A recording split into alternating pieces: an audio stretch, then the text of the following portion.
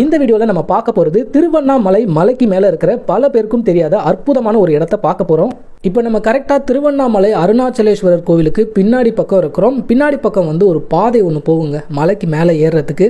இப்போ நம்ம இந்த வழியாக தான் திருவண்ணாமலை மலைக்கு மேலே ஏற போகிறோம். இங்கே எந்த போர்டுமே இருக்காது நம்ம மலைக்கு மேலே போகிற பாதை அப்படின்னு சொல்லிட்டு. ஆனால் போகிற வழி பார்த்திங்கன்னா ஃபுல்லாகவே வீடாக இருக்கும். நம்ம மலையில் ஏற ஆரம்பிச்சாச்சு, கிட்டத்தட்ட நம்ம மலைக்கு மேலே தான் ஏறிக்கிட்டு இருக்கோம். இந்த இடம் ஃபுல்லாகவே இப்படி தாங்க இருக்குது. ஒரு காலத்தில் 360 தீர்த்தம் இருந்து தான் நம்ம திருவண்ணாமலையை சுற்றி, திருவண்ணாமலையிலும் சரி மலைக்கு மேலேயும் சரி 360 தீர்த்தங்கள் இருந்து தான். அது எல்லாமே அழிஞ்சு இப்போ சில தீர்த்தங்கள் தான் இருக்குது. இந்த மலைக்கு மேலே ஏறி போகிற வழியில் ஒரு தீர்த்தத்தை பார்க்க போகிறோம். ரொம்பவே அதிசயமான ஒரு தீர்த்தம். மலைக்கு மேலேயே எவ்வளோ வீடு பார்த்தீங்களா? நம்ம ஏறி வந்த வழி தான் ஃபுல்லாகவே வீடு தான் இருக்குது ரெண்டு பக்கமும். திருவண்ணாமலைக்கு நிறைய பேர் வருவாங்க. கோவிலில் சாமியை பார்த்துட்டு கிளம்பிடுவாங்க, இல்லைனா கிரிவலம் போவாங்க, இல்லை இங்கே இருக்கிற ஆசிரமங்களை பார்ப்பாங்க. ஆனால் திருவண்ணாமலை மலைக்கு மேலே இருக்கிற இந்த அற்புதமான இடத்த நிறைய பேர் பார்க்காம மிஸ் பண்ணிடுவாங்க. 2 வருஷத்துக்கு முன்னாடியே மலையில் இருக்கிற இந்த இடத்த நம்ம சேனலில் வீடியோவை நான் எடுத்து போட்டிருக்கேன். ஆனால் இப்போ நிறைய சப்ஸ்கிரைபர் வந்துட்டாங்க. அவங்களுக்காக மறுபடியும் இந்த அற்புதமான இடத்த நம்ம பார்க்க போகிறோம். மூச்சு திணற நம்ம மலைக்கு மேலே கொஞ்சம் தூரம் ஏறி வந்தாச்சு. மலைக்கு மேலே வந்தவொடனே இங்கே ஒரு ஆசிரமம் தான் நம்ம முதல்ல பார்க்குற மாதிரி இருக்கும். இதுக்கப்புறம் நிறைய ஆசிரமங்களை பார்ப்போம். இங்கே இருக்கிற ஆசிரமங்களெல்லாம் நம்ம போய் பார்க்கணும்னா தாராளமாக பார்க்கலாம். ஆனால் நம்ம இப்போ நேரம் மேலே போகிறோம். இந்த திருவண்ணாமலைக்கு மேலே கந்தாசிரமம் அப்படின்னு சொல்லிட்டு ஒரு இடம் இருக்குது. அதுக்கப்புறம் ரமண மகரிஷி வாழ்ந்த ஒரு குகை இருக்குது, விருப்பாக்ஷா குகை. இது ரெண்டையும் பார்க்கறதுக்காக தான் நிறைய பேர் மலைக்கு மேலே வருவாங்க. பெரும்பாலும் ரமணர் ஆசிரமத்திலேருந்து மேலே ஏறி வருவாங்க. அது ரொம்ப தூரம். ஆனால் நம்ம போகிறது ரொம்ப ஷார்ட்டான ஒரு வழி. இங்கே ஒரு போர்டு வச்சுருக்காங்க பாருங்கள், மாமரத்து குகைக்கு போகிற வழி அப்படின்னு சொல்லிட்டு போர்டு வச்சுருக்காங்க. இந்த இடத்துல நிறைய இந்த மாதிரி கோவில் இருக்குங்க. இது எல்லாமே இங்கே வாழ்ந்த சித்தர்களுடைய ஜீவ சமாதி இருக்கிற கோவில்கள். ஏன்னா திருவண்ணாமலைக்கு மேலே நிறைய சித்தர்கள் வாழ்ந்தாங்க. ஒவ்வொரு குகையிலையும் பார்த்தீங்கன்னா ஒவ்வொரு சித்தர்களுடைய ஜீவ சமாதி இருக்கும். நம்மளுக்கு நேரம் இருந்தால் எல்லாத்தையும் நிச்சயமாக பார்க்கலாம். இப்போ நம்ம தீர்த்தம் இருக்கிற இடத்துக்கிட்ட வந்துட்டோம். திருவண்ணாமலைக்கு மேலே இருக்கிற இந்த அற்புதமான தீர்த்தத்துடைய பெயர் முளைப்பால் தீர்த்தம் அப்படின்னு சொல்கிறாங்க. இந்த இடத்துல போர்டு வச்சுருக்காங்க, இது புனிதமான தண்ணி, குடிக்கிறதுக்கு தான், குளிக்கிறதுக்கு கிடையாது அப்படின்னு. நம்ம நடந்து வந்த பாதையை அப்படியே திரும்பி பாருங்களேன், எவ்வளோ உயரத்துக்கு நம்ம ஏறி வந்திருக்கோம். இந்த பக்கம் பாருங்கள் எவ்வளோ பெரிய மரம்லாம் இருக்குது. இந்த திருவண்ணாமலையை நம்ம கீழே இருந்து பார்க்குறப்ப காஞ்சி போன மாதிரி தான் தெரியும். ஆனால் இங்கே எவ்வளோ பெரிய மரங்கள்லாம் இருக்குது பசுமையாக. இப்போ நம்ம உள்ளே போய் அந்த அற்புதமான முளைப்பால் தீர்த்தத்தை பார்க்க போகிறோம். இதுதாங்க திருவண்ணாமலைக்கு மேலே இருக்கிற நம்ம பார்க்க வந்த அற்புதமான முளைப்பால் தீர்த்தம். எப்பாடி என்ன ஒரு கலரில் இருக்குது பாருங்களேன். திருவண்ணாமலையுடைய உச்சியிலிருந்து சுனை நீராக பாறைகளுக்குள்ளேயே இந்த இடத்துல சேருது இந்த முளைப்பால் தீர்த்தம்.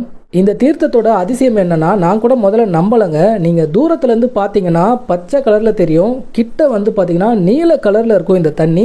அதுவே இந்த தீர்த்தத்துடைய நடுப்பகுதியை பாருங்களேன், அப்படியே பால் மாதிரி வெள்ளை கலரில் இருக்குங்க. என்னாலே நம்ப முடியல, ஒரு சாதாரண தண்ணி மாதிரி தான் வருது. ஆனால் இந்த இடத்துல சேர்ந்தவொன்னே இந்த மாதிரி ஒரு நிறத்தில், அதாவது பால் நிறத்தில் இந்த தீர்த்தம் இருக்குது. இந்த திருவண்ணாமலையில் வாழ்ந்த சித்தர்கள் இந்த முளைப்பால் தீர்த்தத்தை குடிச்சு தான் பல நாட்கள் உணவே இல்லாமல் தவத்தில் இருப்பாங்களாம். அதனால தான் இந்த தீர்த்தத்தை முளைப்பால் தீர்த்தம் அப்படின்னு சொல்கிறாங்க. பாலுக்கு இணையானதாக இந்த தீர்த்தம் சொல்லப்படுது.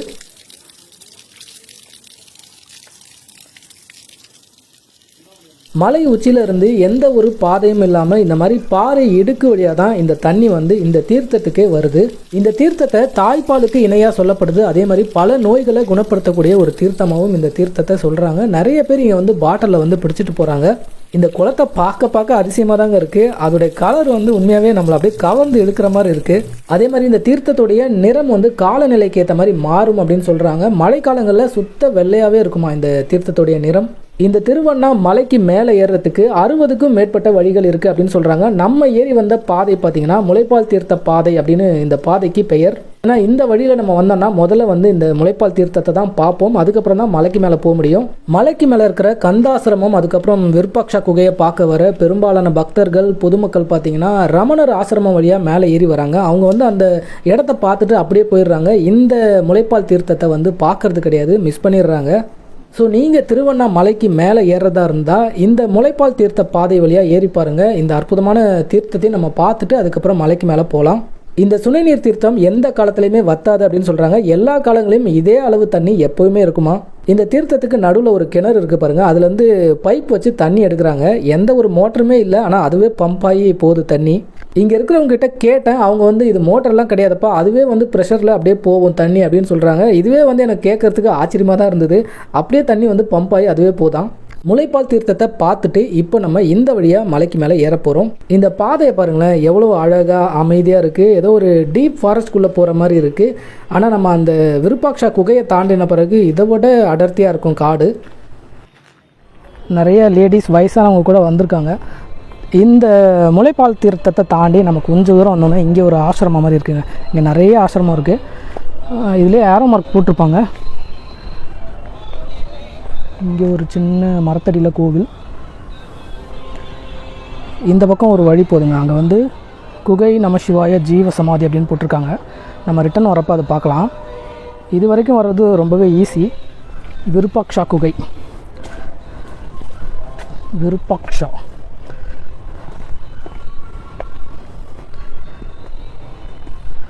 இங்கே நிறைய பேர் செப்பல் போடாமல் வராங்க. நடக்க முடியாதவங்க செப்பல் போட்டு வராங்க. ரொம்ப அமைதியாக இருக்குங்க. ரொம்ப ரொம்ப அமைதியாக இருக்குது. இங்கே வந்து தியானம் செய்கிறது நிறைய பேர் நடக்கும். 4:30 வரையும் ஓப்பனிங் டைம். நம்ம டைம் இப்போ 4:30. இந்த இடம் எவ்வளோ அமைதியாக இருக்குது பாருங்கள். திருவண்ணாமலைக்கு மேலே தான் இந்த அற்புதமான இடம் இருக்குது. நீங்கள் திருவண்ணாமலைக்கு வந்தீங்கன்னா மிஸ் பண்ணாமல் இங்கே ஒரு தடவை வந்துட்டு போங்க. இங்கே பாருங்கள், தண்ணி குரங்குகளுக்காக வச்சுருக்காங்க. இது வழியாக தாங்க நம்ம போகணும் மலைக்கு மேலே. இப்போ நம்ம இந்த குகையை பார்த்துட்டு வருவோம். இந்த விருப்பாக்ஷா குகைக்குள்ளே வந்து ஃபோட்டோஸ் வீடியோஸ் எடுக்க அனுமதி இல்லை அப்படின்னு சொல்லிட்டாங்க. உள்ளே என்ன இருக்கும் அப்படின்னு பார்த்தீங்கன்னா, ஒரு பெரிய பாறைக்கு கீழே குகை. அங்கே வந்து ஒரு படுக்கை அறை, அதுக்கப்புறம் பார்த்தீங்கன்னா ஒரு சிவலிங்கம் இருக்கும். ரொம்ப அமைதியாக இருக்கும். அங்கே உட்காந்து நிறைய பேர் வந்து தியானம் பண்ணிட்டு இருக்காங்க. ஓகே, அந்த இடத்த பார்த்தாச்சு. நீங்கள் நேரில் வந்தீங்கன்னா அந்த இடத்த பார்த்துக்கோங்க. இப்போ வந்து நம்ம அடுத்ததான் மலைக்கு மேலே ஏற ஆரம்பிச்சாச்சுங்க. அப்படியே வந்து அந்த விருப்பாக்ஷா குகையிலேருந்து ரைட் சைடில் நம்ம மலைக்கு மேலே ஏற ஆரம்பிச்சோன்னா நேராக மலை உச்சிக்கு போகலாம். இதுக்கு மேலே தாங்க மலையேற்றம் ரொம்பவே அற்புதமாக இருக்கும். ஆனால் கொஞ்சம் படி செங்குத்தாக ஏறுற மாதிரி இருக்கும். கொஞ்சம் கஷ்டமாக தான் இருக்கும். ஆனால் அடர்த்தியான ஒரு வனத்தை நம்ம பார்த்துக்கிட்டே வந்து மலைக்கு மேலே ஏறலாம். அதே மாதிரி அங்கங்கே பார்த்தீங்கன்னா நிறைய சாதுக்கள் உட்காந்துருப்பாங்க. எதுவும் கேட்க மாட்டாங்க. நம்மளாம் ஏதாவது கொடுத்தா வாங்கிப்பாங்க. இந்த இடத்த பற்றி தெரிஞ்சவங்க ஃபேமிலியோடு வருவாங்க. அதே மாதிரி ஃபாரினர்ஸை வந்து நிறைய பேர் பார்க்கலாம். அங்கங்கே அப்படியே சுற்றிட்டு இருப்பாங்க. இப்போ ஃபேமிலியாக இறங்கி போயிட்டு இருக்காங்க பார்த்தீங்களா. அவங்களாம் வந்து ரமணர் ஆசிரமத்துலேருந்து ஏறி கந்தாசிரமத்தை பார்த்துட்டு இப்போ கீழே விருப்பாக்ஷா குகை நம்ம பார்த்தோமே அந்த குகையை பார்க்கறதுக்காக போயிட்டு இருக்காங்க. ஆனால் நம்ம வந்து விருப்பாக்ஷா குகையை பார்த்துட்டு மேலே வந்து கந்தாசிரமம் அந்த ஆசிரமத்தை பார்க்கறதுக்காக இப்போ போயிட்டுருக்கோம். என்ன விஷயம்னா, அவங்க வந்து விருப்பாக்ஷா குகையை பார்ப்பாங்க. அங்கேருந்து கீழே வந்து அந்த முளைப்பால் தீர்த்தத்தை போய் பார்க்க மாட்டாங்க. ஏன்னா போர்டு கீடு எதுவுமே யாருமே வைக்கல. அதனால் அவங்களுக்கு தெரியாது. மறுபடியும் வந்து மலைக்கு மேலே ஏறி அவங்க ரமணர் ஆசிரமத்துக்கு போயிடுவாங்க. அப்பா, இருக்க ஹைட்டாக ஏறுது. திருவண்ணாமலை, அருணாச்சலேஸ்வரா, அண்ணாமலையானே, எவ்வளோ அற்புதமான ஒரு வனம். பார்க்கவே மனசுக்கு அமைதியாக இருக்குது. இந்த தண்ணி சத்தம், குரங்கு சத்தம், பூச்சியோட சத்தம், அதுக்கப்புறம் ஒரு அமைதி. இதாங்க நம்ம வந்த வழி. இப்போ மறுபடியும் இப்படி போகணும். உண்மையாகவே செமையாக மூச்சு வாங்குது. பாறையாக இருக்குது. அதுவும் நல்லா கொஞ்சம் செங்குத்தாக ஏறுதா, அதனால் அப்படி இருக்குது. இங்கே ஒரு குட்டி மினி ஃபால்ஸ். இதில் இருந்தால் சத்தம் வருது. இதுதான் அந்த ஃபால்ஸ். இப்போவே இப்படி இருக்குன்னா அந்த காலத்தில் எப்படி இருந்திருக்கும் பாருங்கள். இந்த வண்டி சத்தம்லாம் இல்லாத காலம், யாருமே இல்லாமல் அமைதியாக முனிவர்கள்லாம் இங்கே நடமாடி இருப்பாங்க. ரிஷிகள், சித்தர்கள் அவங்களுடைய பாதப்பட்ட இடம்.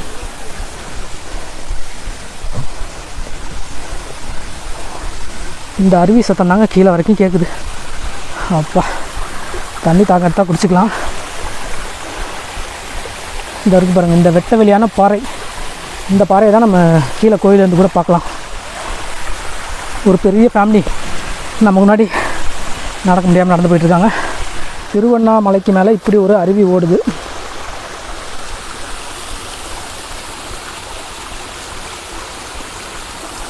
நல்லா தண்ணி வருது. இன்னும் ஒரு வாரத்துக்கு முன்னாடி வந்திருந்தால் செமையாக தண்ணி வந்திருக்கும். ஆனால் மேலே அலோவ் பண்ணியிருக்க மாட்டாங்க. சரி, இப்போ நம்ம நடக்க ஆரம்பிப்போம். வேறு லெவலில் செங்குத்தாக ஏறுது. இந்த இடத்துல இருந்து கோவிலை பார்க்கலாம். இதுக்கப்புறம் ஒரு வழி போகுது.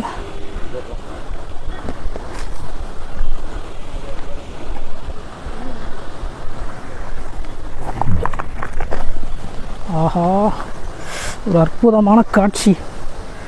இதை பாருங்கள், கோவில். இந்த வியூ செம்மையாக இருக்கு. மலைக்கு மேலே இருந்து திருவண்ணாமலை கோவிலுடைய பிரம்மாண்டத்தை பார்க்குறதே ஒரு தனி அழகு தாங்க.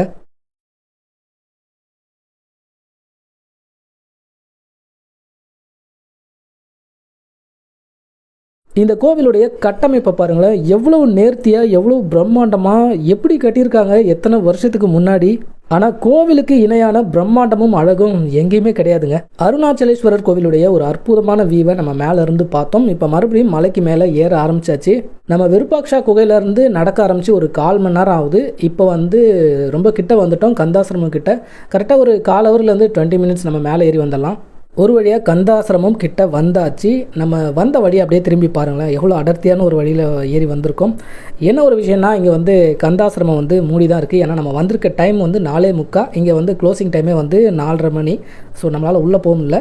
விருப்பாக்ஷா குகையை உள்ளே போய் பார்த்தேன், ஆனால் வீடியோ எடுக்க முடியல. இங்கே உள்ளேயே போக முடியல. இந்த வழி ரமணர் ஆசிரமம், கீழே இருக்கிற ரமணர் ஆசிரமத்துக்கு போகிற வழி. இந்த வழியாக தான் நிறைய பேர் மேலே ஏறி வருவாங்க. இந்த மலைக்கு மேலே 4:30 மணிக்குள்ளே வந்தால் தான் நம்ம எல்லா இடத்தையும் பார்க்க முடியும். நிறைய ஆசிரமங்களை அதுக்கு மேலே க்ளோஸ் பண்ணிடுவாங்க. 5 மணிக்கு மேலே நம்மளை மேலே ஏற விட மாட்டாங்க அப்படின்னு நினைக்கிறேன். அதனால் இப்போ நம்ம மறுபடியும் கீழே இறங்க ஆரம்பித்தாச்சு. இந்த இடத்துல இருந்து ஒரு வியூ பார்க்கலாங்க. இந்த அருணாச்சலேஸ்வரர் கோவிலை இந்த இடத்துல லெஃப்ட்டில் ஒரு வழி போது பாருங்கள். இதுதான் ஆக்சுவலாக நம்ம மலைக்கு மேலே ஏறி போகிற வழி. இந்த வழியாக போனோம்னா மலை உச்சிக்கு போகலாம். அந்த தீபம் ஏற்றுவாங்க பார்த்திங்களா, அந்த மலை உச்சிக்கு நம்ம போகலாம். இந்த வழியில் போகக்கூடாது அப்படின்னு சொல்லிட்டு போர்டு வச்சுருக்காங்க. ஆனால் நம்ம அங்கேருந்து வியூ மட்டும்தான் பார்க்க போகிறோம். நம்ம மலை உச்சிக்கு போக போகிறது இல்லை. அதனால் நம்ம நடந்து போகலாம். இந்த இடமும் எப்படி இருக்குது பார்த்தீங்களா, 2 பக்கமும் பாறை மரம் ரொம்ப அடர்த்தியாக இருக்குது. இப்போ டைம் 5 மணி ஆக போகுது. வீடியோவில் பார்க்குறதுக்கு ஒன்றும் தெரியாது. ஆனால் இந்த இடத்துல செம்ம குளிராக இருக்குங்க. உண்மையாகவே ஜில்லுன்னு இருக்குது. அப்படியே கார்த்திகை மாதம் அப்படின்றதுனால இந்த மாதிரி கிளைமேட்டில் இருக்குது. இதுவே மே மாதம்லாம் வந்தால் இந்த இடம் ரொம்பவே வறட்சியாக தான் இருக்கும். இந்த இடத்துல பாருங்கள், மேலேருந்து ஆறு ஓடி வர வழிங்க இது. நம்ம கீழே ஒரு அருவி பார்த்தோம் பார்த்திங்களா, அந்த ரூட்டு தான் இது. அங்கேருந்து தண்ணி ஓடி வந்து தான் கீழே போவோம். கீழே எல்லோரும் அந்த தீர்த்த தண்ணியை பிடிக்கிறாங்க பாருங்கள், பாட்டிலில் பிடிக்கிறாங்க. நம்மளும் ஒரு பாட்டிலில் பிடிச்சி தான் போகிறோம். தண்ணி ஆல்ரெடி இருக்குது, அதை ஊற்றிட்டு இந்த தண்ணி பிடிக்கணும். இந்த இடத்துல இருந்து கோவிலை பார்க்குற ஒரு அழகான வியூ எனக்கு தெரிஞ்சு, நம்ம முதல்ல பார்த்தோம் பார்த்திங்களா, அந்த இடத்துலேருந்தே கோவில் ரொம்ப அழகாக தெரிஞ்சுது. இங்கே கொஞ்சம் தூரத்தில் தெரியுது. ஒரு அற்புதமான தெய்வீகமான மலை பயணத்தை நம்ம முடிச்சுட்டு இப்போ கீழே இறங்கிட்டு இருக்கோம். கந்தாசிரமத்துலேருந்தே நம்மளை ஒருத்தர் ஃபாலோ பண்ணிகிட்டே வராருங்க. யாருன்னு பார்த்தீங்கன்னா இவர் தான். பின்னாடியே வந்துகிட்டே தான் இருக்கார். இந்த மலையில் சித்தர்கள் பைரவருடைய உருவத்தில் நிறைய இடத்துல இருப்பாங்க அப்படின்னு சொல்லுவாங்க. இவரும் சித்தராக இருக்கலாம். திருவண்ணாமலைக்கு நீங்கள் வந்தீங்கன்னா திருவண்ணாமலைக்கு மேலே இருக்கிற இந்த அற்புதமான இடத்தையும் ஒரு தடவை வந்து பாருங்கள்.